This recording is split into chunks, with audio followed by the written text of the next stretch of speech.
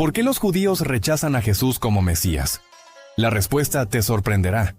Muchos creen que se trata solo de una cuestión de fe, pero hay algo mucho más profundo y misterioso que ha influido en esta decisión durante siglos. En este video te revelamos la verdadera razón detrás de este rechazo, y es mucho más complejo de lo que imaginas. Antes de continuar, recuerda que si te está gustando el contenido, puedes dejar un like y suscríbete para que no te pierdas los próximos capítulos. Sigamos. Cuando Jesús llegó a este mundo, trajo consigo una evidencia tan poderosa de su identidad como el Mesías que no se podía ignorar. Sanó a los enfermos, devolvió la vida a los muertos, hizo que los cojos caminaran y curó a los leprosos. Todo esto ante los ojos de los líderes judíos, quienes tenían acceso a las profecías del Antiguo Testamento sobre el Mesías prometido. Sin embargo, a pesar de todo esto, decidieron rechazarlo. La pregunta que nos queda es, ¿por qué? ¿Por qué, en medio de tanta evidencia, el pueblo judío eligió no reconocer a Jesús como el Mesías? Hoy, en este video, exploraremos esta cuestión. Existen múltiples razones por las cuales el pueblo judío, en su conjunto, no aceptó a Jesús como el Mesías, y en este video compartiré 4 de ellas. La primera es que confundieron las profecías del Antiguo Testamento que se referían a la primera venida de Jesús, con aquellas que hablaban de su segunda venida. Muchas profecías sobre el Mesías se cumplieron en su primera llegada, como las que se encuentran en Isaías capítulo 11, o las que indican el lugar de su nacimiento en Miqueas 5:2, así como las que describen su sufrimiento y muerte en Isaías 53. También hay profecías que marcan el momento preciso de su llegada en Daniel 9:24-27. Sin embargo, a pesar de esta claridad, había otras profecías en el Antiguo Testamento que Jesús no cumplió en su primera venida, y estas fueron las que los líderes judíos observaron y en las que se enfocaron. Al no ver el cumplimiento de estas, concluyeron que Jesús no podía ser el Mesías, ya que esperaban que él realizara ciertas acciones. La clave para entender esta confusión radica en que los profetas del Antiguo Testamento no comprendieron que habría un intervalo de tiempo entre la primera y la segunda venida del Mesías. Este concepto permaneció oculto para ellos. Así, cuando Jesús llegó y no cumplió todas las profecías del Antiguo Testamento en su primera venida, concluyeron que no podía ser el Mesías. De hecho, esta brecha entre las dos venidas fue referida por Pablo como un misterio que había estado oculto a las generaciones anteriores y que solo fue revelado a él. Como él mismo dice, «Cuando leáis esto podréis entender mi conocimiento del misterio de Cristo, que no fue dado a conocer a los hijos de los hombres en otras generaciones, como ahora ha sido revelado a sus santos apóstoles y profetas por el Espíritu».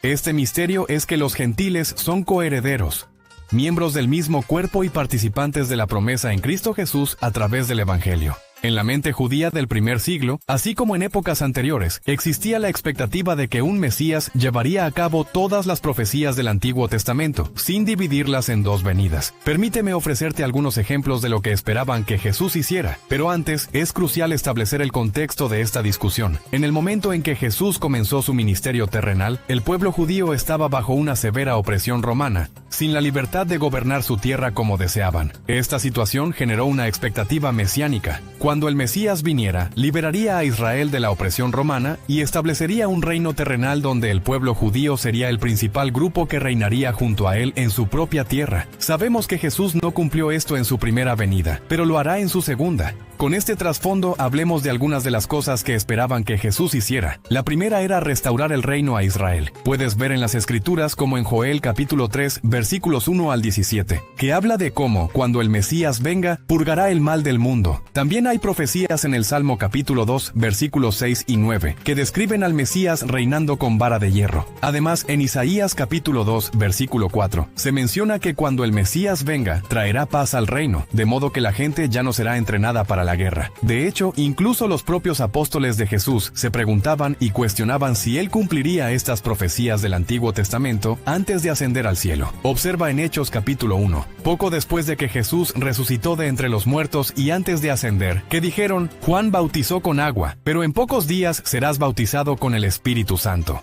Cuando los apóstoles se encontraban junto a Jesús, no cesaban de preguntar: Señor, ¿ha llegado el momento de liberar a Israel y restaurar nuestro reino? Escuchen, incluso estos apóstoles, quienes habían estado siguiendo a Jesús durante un tiempo, comprendieron que una de las promesas del Mesías, según las profecías del Antiguo Testamento, era liberar a Israel de la opresión romana y establecer un reino terrenal. Sin embargo, lo que no lograron captar es que Jesús venía a introducir un reino, aunque no era el tipo de reino que esperaban. Observemos lo que Jesús proclamó. Desde ese momento comenzó a predicar: arrepiéntanse de sus pecados y vuélvanse a Dios, porque el reino de los cielos está cerca. La gente en los días de Jesús anhelaba un Mesías que trajera un reino lleno de bendiciones físicas y materiales. Pero Jesús les dijo: no. El reino más importante que debo presentar es uno que incluya bendiciones espirituales. Por esta razón, Jesús dedicó gran parte de su ministerio terrenal a enseñar los principios de su reino y cómo se pueden alcanzar estas bendiciones espirituales, sin centrarse tanto en las bendiciones materiales y físicas. No solo esperaban que el Mesías restaurara a Israel, sino que también deseaban que regenerara la vida espiritual de Israel, como se menciona en profecías como Jeremías capítulo 31, que habla del nuevo pacto, donde recibirían nuevos corazones y obedecerían al Mesías y al Señor. Se esperaba que esta regeneración espiritual tuviera su centro en el templo, pero aquí llega Jesús y predice la destrucción del templo. Así que, si seguimos el hilo de pensamiento, los judíos decían: no, este hombre no puede ser el Mesías, porque está prediciendo la destrucción del lugar central de nuestra adoración, donde seremos regenerados. Por esta razón y muchas otras, rechazaron a Jesús como el Mesías. La segunda razón principal por la que el pueblo judío en general rechazó a Jesús como el Mesías es que, siendo honestos, lo consideraron un blasfemo. Dentro de la fe judía existe una oración llamada Shema, que proviene de Deuteronomio capítulo 6, versículos 4 y 5, y dice: escucha, oh Israel, el Señor nuestro Dios, el Señor uno es. Amarás al Señor tu Dios con todo tu corazón, con toda tu alma y con todas tus fuerzas. Esta oración es la afirmación central del pueblo de la fe judía, tanto que desde una edad temprana se les inculcó su importancia, y por ello debían recitarla por la mañana y por la tarde, al menos 2 veces al día en sus servicios. Comprendieron desde pequeños que Dios es uno, que no hay otro Dios aparte de Yahweh, y que deben adorarlo y amarlo solo a Él. Pero aquí llega Jesús diciendo: no necesitas adorarme, necesitas servirme, necesitas amarme, necesitas honrarme. Y ellos respondieron: no, esto va en contra de lo que nos han enseñado desde jóvenes, que tú eres Dios, que Dios podría descender del cielo y tomar la forma de un hombre. Todo esto fue demasiado para el pueblo judío. Entonces Jesús entra en escena y hace declaraciones como esta en Juan 8:58. Jesús respondió: te digo la verdad, antes de que Abraham naciera, yo soy. Al decir esto, Jesús sugiere que existió antes de Abraham. Ellos comprendieron perfectamente lo que estaba afirmando, que Él era Dios, porque ¿cómo podría haber nacido antes de Abraham? Lo que implica que ha existido eternamente. Pero no solo eso, cuando pronunció las palabras yo soy, entendieron que estaba reclamando la divinidad para sí mismo, porque esas 2 palabras son el nombre divino en la fe judía: Yahweh. Cuando Dios le dijo a Moisés: ¿quién le diré que me envió?, Dios respondió: diles que Yahweh, yo soy, ese soy. Así que cada vez que Jesús usó la palabra Yahweh para referirse a sí mismo, lo vieron como un blasfemo. ¿Cómo lo sabemos? Porque el siguiente versículo dice que en ese momento recogieron piedras para arrojárselas. Pero Jesús se escondió de ellos y dejó el templo.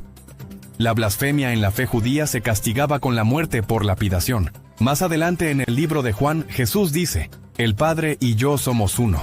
Ellos sabían exactamente lo que Jesús estaba afirmando aquí. Porque, nuevamente, volviendo al Shema, donde se dice que el Señor nuestro Dios es uno, Jesús regresa y dice: no, el Padre y yo somos uno. Vieron eso como una blasfemia. Y una vez más, en el siguiente versículo, la gente tomó piedras para matarlo. Así que la segunda razón por la que rechazaron a Jesús como el Mesías fue porque lo consideraron un blasfemo directo. La tercera razón por la que los judíos, la gente, en su mayoría, rechazó a Jesús como el Mesías porque él desafiaba algunas de sus enseñanzas y tradiciones religiosas. Muchas de las enseñanzas de Jesús eran vistas como una contradicción a gran parte del Antiguo Testamento. Es fundamental recordar que estos rabinos transmitían leyes fuera del Antiguo Testamento de generación en generación. Así que, cuando Jesús llegó y comenzó a cuestionar algunas de sus leyes sagradas y tradiciones, esto los puso inmediatamente a la defensiva, como si dijeran, ¿quién es este que viene a traernos una nueva ley o enseñanza? Permíteme ilustrar esto con un ejemplo de Mateo, capítulo 15, donde algunos fariseos y maestros de la ley religiosa llegaron de Jerusalén para ver a Jesús. Le preguntaron por qué sus discípulos desobedecían nuestra antigua tradición de lavarse las manos ceremonialmente antes de comer. Aquí, Jesús trae la idea de que no se trata tanto de la suciedad en el exterior de las manos. Sí, eso es importante. Pero lo que realmente importa es asegurarse de que nuestros corazones estén limpios. Por eso, Jesús desafía a los fariseos y les dice: no voy a responder tu pregunta, pero déjame hacerte una. ¿Por qué crees que es justo hacer un voto y comprometerte a dar una cierta cantidad de dinero? Pero luego, cuando tus padres necesitan ese dinero, desobedeces el mandamiento más básico de ayudar y honrar a tus padres, porque dices que ya has comprometido ese dinero al sistema religioso local. Así Jesús cuestiona sus prácticas y tradiciones. También redefine lo que significa trabajar en el día de reposo, y les dice que deben amar a sus enemigos y orar por ellos, lo cual era completamente contradictorio con la idea del Antiguo Testamento de purgar el mal, especialmente en el contexto de la opresión romana que sufrían. Estas enseñanzas simplemente los incomodaban. En Marcos capítulo 2, Jesús sana a un paralítico y al ver su fe le dice: Hijo mío, tus pecados son perdonados. Esto puso a los líderes religiosos a la defensiva, ya que pensaron: ¿qué está diciendo? Esto es blasfemia. Solo Dios puede perdonar pecados. En su sistema, la expiación de los pecados se realizaba a través de sacrificios y un sacerdote que traía el animal adecuado. Todo esto estaba prescrito en el Antiguo Testamento como la única forma de ser perdonado. Ahora este hombre entra en escena y dice que puede ser perdonado solo porque él lo dice. Ellos se preguntaban: ¿quién se cree que es? A medida que Jesús enseñaba estas verdades que contradecían las enseñanzas de sus líderes religiosos, estos comenzaron a sentirse amenazados y sintieron la necesidad de controlar la situación, ya que no querían que los miembros de la fe judía comenzaran a seguir a Jesús. Como mencioné, hay muchas razones por las cuales Jesús fue rechazado como el Mesías, pero hablemos de la cuarta y última razón que abordaremos en este video. Sus corazones se endurecieron hacia la verdad. Un ejemplo de esto se encuentra en Juan, capítulo 11, donde Jesús resucita a Lázaro, un hombre que había estado muerto durante 4 días. Observa la respuesta del pueblo judío después de este milagro. Algo que pensarías que solo Dios podría hacer. Muchos de los que estaban con María creyeron en Jesús al ver lo que sucedía. Pero algunos fueron a los fariseos y les contaron lo que Jesús había hecho. En lugar de reconocer el milagro y aceptar que solo Dios puede hacer tales cosas, se involucraron en una larga conversación sobre cómo podían detener a Jesús, controlarlo y en última instancia, matarlo. Desde ese momento, los líderes judíos comenzaron a planear la muerte de Jesús. Escucha la realidad de por qué el pueblo judío rechazaron a Jesús como el Mesías, porque se negaron a aceptar que sus corazones estaban endurecidos ante la verdad. Incluso llegaron a afirmar que Jesús realizaba todos esos milagros por el poder de Satanás. Por estas razones, Jesús se convierte en lo que Pablo describe como una piedra de tropiezo, una piedra con la que los judíos han seguido tropezando. Sin embargo, en otro pasaje, la Biblia nos dice que esta piedra que los constructores rechazaron es Jesús. Los constructores, el pueblo judío, lo desestimaron, pero ahora se ha convertido en la piedra angular de la fe cristiana.